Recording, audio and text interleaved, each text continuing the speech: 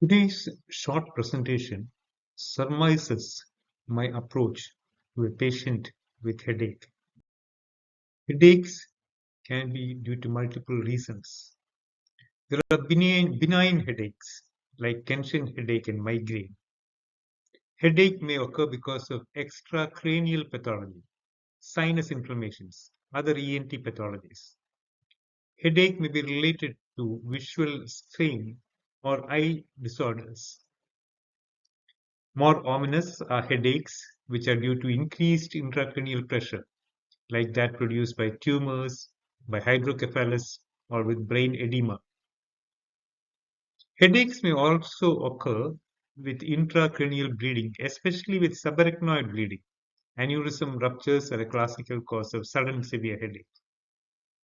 Headache can be because of intracranial infections or inflammations, meningitis or meningism. Considering the pathoanatomy of headaches, why do we feel the pain?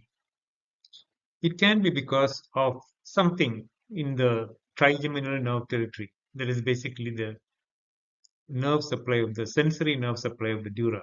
There might be inflammations, blood might irritate the meninges, exudates may occur as in meningitis, or there may be a stretch as occurs with increased intracranial pressure.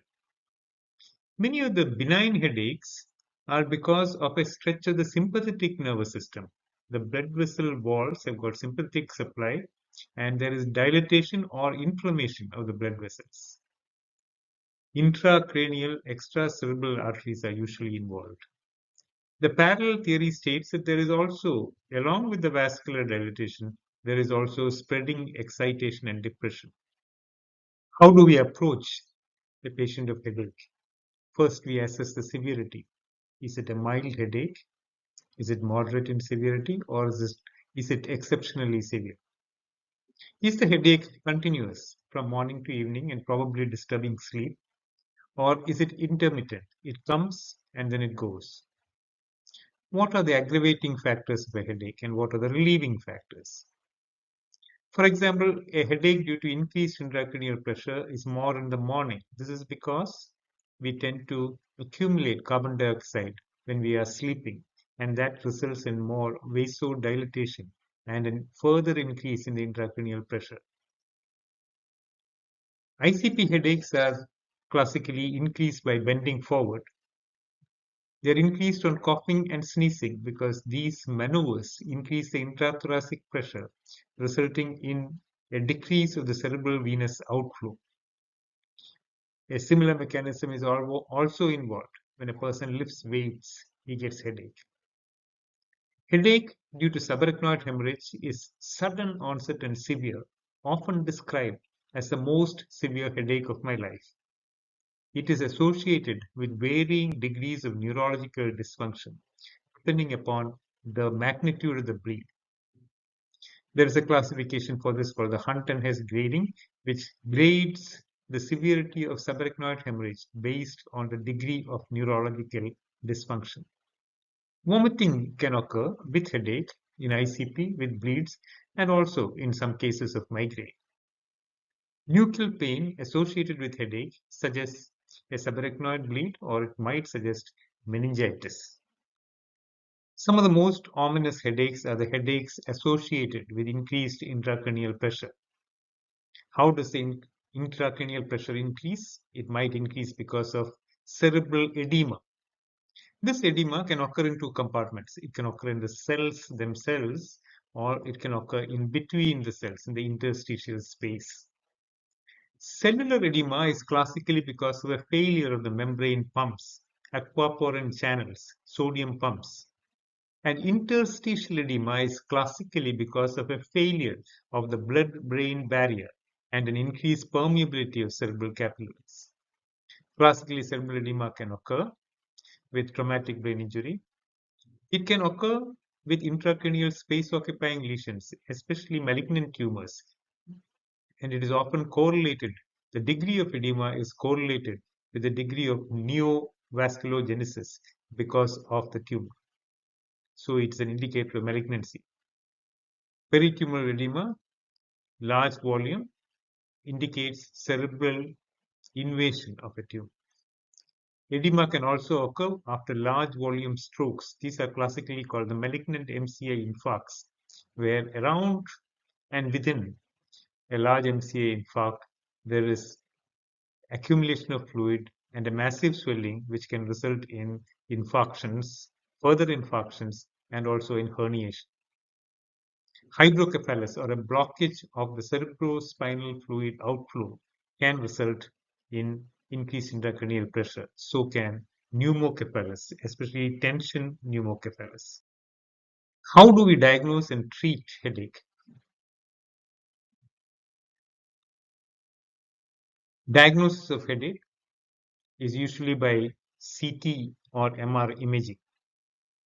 A lumbar puncture may be indicated if we are suspecting meningitis, but usually a lumbar puncture is done after intracranial pressure increase is ruled out, because otherwise there is a danger of herniation.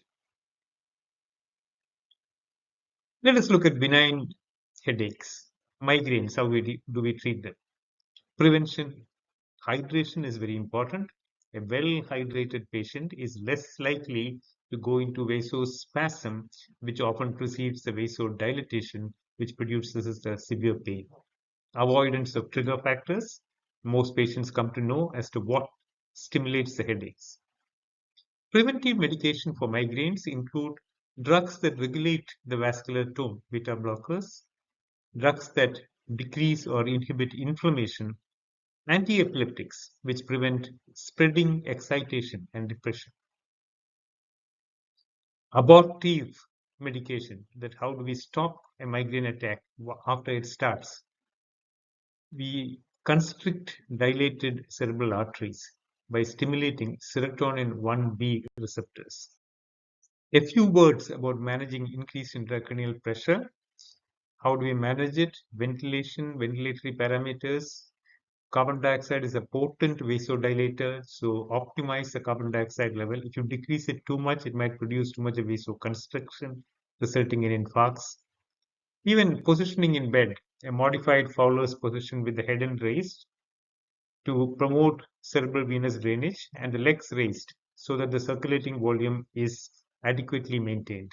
Osmotic diuretics, mannitol, pulsed doses of hypertonic saline. By decreasing the cerebral metabolic rate, the cerebral metabolic requirement of oxygen, cerebral neuronal and glial hypoxia is prevented. The hypoxia can result in further swelling and further cellular edema. Role of dexamethasone is especially in the prevention of the breakdown of the blood-brain barrier, and very effective in cases of peritumoral edema. Surgical options for intracranial pressure include evacuating hematomas, removing mass lesions, and also ultimately a decompressive craniectomy. You remove a last segment of bone, open the dura, keep the bone piece away, preserve it, and then close the skin so that the cerebral edema has room to expand, and ICP, intracranial pressure, becomes less so that cerebral perfusion is maintained. Remember, cerebral perfusion pressure is the difference between mean arterial pressure and intracranial pressure. So an increase in cerebral perfusion pressure or a maintenance of cerebral perfusion pressure requires a rationalization of ICP. Increased ICP can also result in herniation syndromes and infarcts. CSF drainage procedures are necessary when there is a blockage of the CSF pathway. Removal of subarachnoid hemorrhage actually decreases headaches. This is one of the reasons why patients who undergo surgery for aneurysm clipping often have less duration of postoperative headaches than a patient who has undergone coiling. This is counterintuitive that an operated cage patient has less headache than a patient who has undergone an endovascular procedure. Just a few pearls on our approach to headache. We have to differentiate between benign headaches, intracranial pressure related headaches, headaches due to bleeds, and headaches due to infections or inflammations. Diagnosis of the pathology often requires imaging like CT or MRI. and in cases of meningitis, a lumbar puncture may be warranted.